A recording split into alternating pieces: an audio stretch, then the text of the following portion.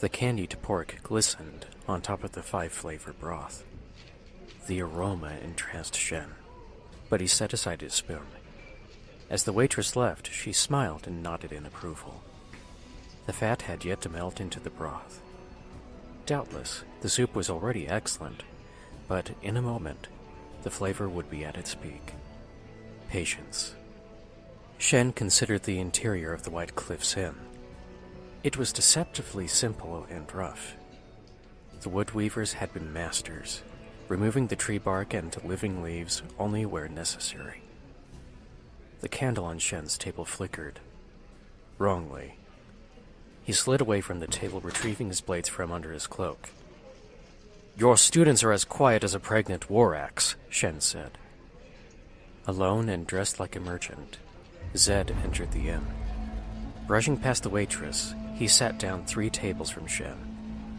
Every part of him wanted to dash at his foe, to avenge his father. But such was not the way of Twilight. He calmed himself as he realized the distance was too far, but only by the length of Shen's index finger. Shen looked over at Zed, expecting to see him grin. Instead, his rival sighed. His skin was sallow, and dark folds hung beneath his eyes. 5 years I have waited, Shen said. Have I misjudged the distance? Zed asked wearily. Even if my head is cut off, I will still close and strike, Shen said, sliding his foot backward and cocking it against the floor.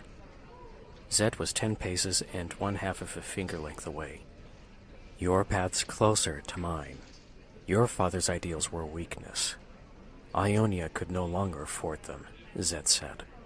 He leaned back in his chair, keeping himself just outside of the range Shen would need to strike a killing blow.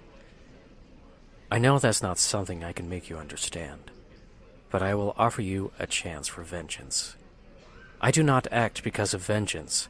You defy the balance. For that you are damned, Shen said as he inched forward to the edge of his chair. The golden demon escaped, Zed replied. Impossible. But Shen felt a hollowness had caught in his chest. Your father's greatest victory, and now again his foolish mercy has tarnished his legacy. Zed shook his head. You know what that thing is capable of. Then Zed leaned over the table, well within Shen's range, his neck intentionally exposed. And you know that we are the only 2 people who can get close enough to stop him.